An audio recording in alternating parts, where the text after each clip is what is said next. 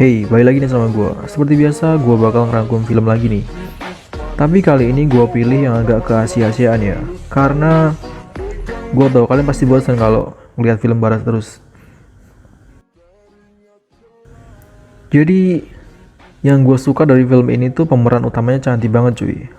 Pokoknya nyesel kalau lu semua nggak pada lihat.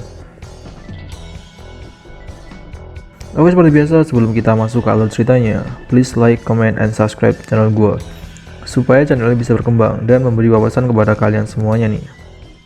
Oke, langsung aja kita ke alur ceritanya. Di awal film kita bakal dilihatnya dengan seorang cowok yang bernama Jinu. Jinu ini adalah seorang pemagang untuk sekelompok gangster. Tapi sebenarnya si Jinu ini memiliki latar belakang pendidikan yang bagus nih. Tapi tak memiliki kesempatan untuk mendapat pekerjaan yang baik. Suatu hari dia mengetahui transaksi bisnis yang dilakukan oleh bosnya yang melibatkan 3 koper uang nih. Dalam perjalanan, mobil yang membawa koper itu mengalami kecelakaan nih. Si Jinu yang tahu akan hal itu, dia pun lalu berusaha untuk mengambil uang itu. Namun ternyata bukan hanya dia sendiri yang tahu. Ada juga Nami, gadis cantik pengemudi mobil derek yang ditugaskan untuk membawa mobil yang kecelakaan ke tempat pembuangannya. Lalu pada malam harinya, Jinu menyusup ke rumah Nami. Di sini lain Nami pun mau balik tuh untuk mengambil koper itu. Ternyata temennya yang bernama Yakubu ini udah duluin dia nih. Dan di sini Jinu pun lalu ikutan muncul nih. Mereka pun membagi uang itu dengan berempat. Yakubu dengan istrinya berniat pulang ke negaranya. Sementara itu Jinu dan Nami akan bersenang-senang dengan uang itu. Tapi di sisi lain, para gangster sedang berusaha untuk menemukan koper-koper itu. Jinu dan Nami pun lalu membawa uang itu ke rumah Nami. Dan setelah sampai di sana mereka pun langsung wik-wik. Nami yang namanya sudah lama tidak disentuh sama cowok langsung meminta Jinu untuk mengejutnya sekali lagi nih. Kampret bener emang si Nami ini. Pada keesokan paginya terlihat Nami dan istrinya Yakubu yang berada di bank. Mereka berniat mengirim uang untuk keluarganya. Lalu tiba-tiba muncullah om-om rambut kepang ini nih. Dia juga adalah seorang mafia. Lalu keesokan harinya, para gangster ini pun berhasil mendapatkan bukti hasil rekaman CCTV-nya. Karena khawatir, Jinu pun lalu mengirim pesan kepada Nami. Dan Nami pun memberitahukannya kepada Yakubu untuk membatalkan penerbangannya. Akhirnya istri dan anaknya saja yang pulang dan dia harus mengurus paspor miliknya. Karena Yakubu ini adalah imigran gelap nih. Pada keesokan harinya, terlihat Jinu dan bosnya tengah membuang sesuatu ke sungai. Di sini bosnya Jinu bilang kalau Jinu akan dipromosikan untuk posisi tetap bulan depan.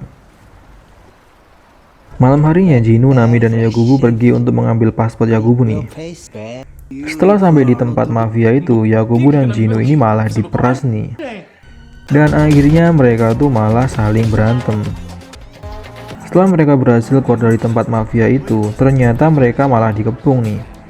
Lalu Jinu pun berinisiatif untuk melemparkan uangnya nih. Dan dirinya pun berhasil kabur dari situ. Tapi sewaktu sampai di mobil, ternyata dia baru sadar kalau Yakubu tidak di belakangnya. Karena sudah terjebak, Yakubu pun lalu melompat dari atas nih dan mendarat di mobil Nami. Tapi sialnya Yakubu harus berurusan dengan polisi. Setelah itu Nami dan Jinu pun pergi dan menyewa hotel untuk bermalam mereka berdua. Dan mereka pun lalu wik-wik. Keesokan paginya Yakub didatangi oleh bosnya Jinu nih. Dan dia pun berpura-pura tidak bisa bahasa Korea. Tapi karena dipaksa dan terus dianiaya, dia pun lalu mengakuinya bahwa dialah yang mengambil koper-koper itu. Yakub pun menunjukkan di mana dia telah menyembunyikan kopernya. Tapi sayangnya mereka tidak menemukan koper lainnya. Dan si anak buahnya ini tidak sengaja malah menabrakkan ekskavator ini di kepala si Yakubu. Dan setelah itu Yakubu pun tidak sadarkan diri. Dan Jinu pun lalu menolongnya. Setelah itu bosnya menyuruh anak buahnya untuk mencari Nami nih. Dan Jinu pun lalu mengingatkan Nami untuk melupakan uangnya dan menjauh dari rumahnya. Tapi si Nami ini malah bersikeras nih. Dia pulang dan berniat mengambil uangnya itu. Ternyata di situ sudah ada anak buah bosnya nih. yang sedari tadi sudah menunggunya. Dan mereka pun lalu berkelahi. Tapi akhirnya pertarungan itu dimenangkan oleh si Nami. Di sisi lain dilihatkan si Yaogubu yang sedang koma nih. Dan Nami pun malah datang ke situ. Dan di sini Jino memberikan data rahasia milik perusahaannya kepada si Nami.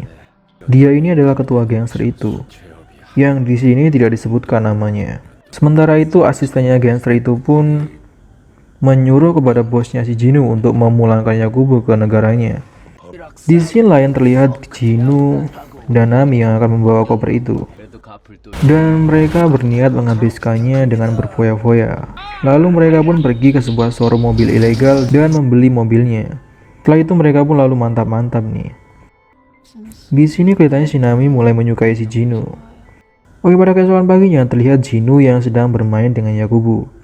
Dan bosnya pun kelihatannya udah mulai curiga nih sama mereka. Setelah itu lalu asisten gangster itu pun datang dan memberitahukan kepada Yaogubu kalau dirinya akan dipulangkan ke negaranya. Tapi waktu bosnya Jino menyuruh Jino untuk mengambilkan mobilnya, Yaogubu pun kelihatannya berfirasat buruk nih. Ternyata rahasia mereka tuh udah kebongkar nih. Waktu di mobil, Jino berusaha untuk melukai mereka berdua. Tapi usahanya gagal setelah polisi datang menghampirinya.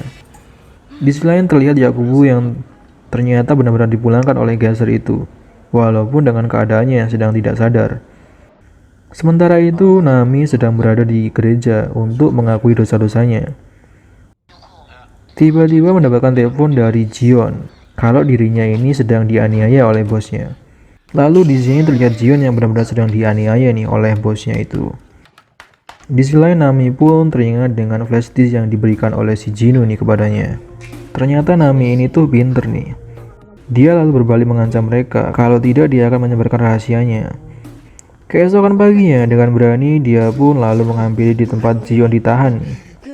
Keadaan sekarang pun malah berbalik nih, dan dia pun lalu membawa Jion untuk pulang. Pada keesokan harinya mereka berencana untuk balas dendam nih, dan menyewa mafia untuk membantunya. Lalu pas waktu para gangster berniat untuk mengembalikan koper itu, mereka tuh malah mendapatkan sialnya nih. Agak kejam sih ini menurut gua.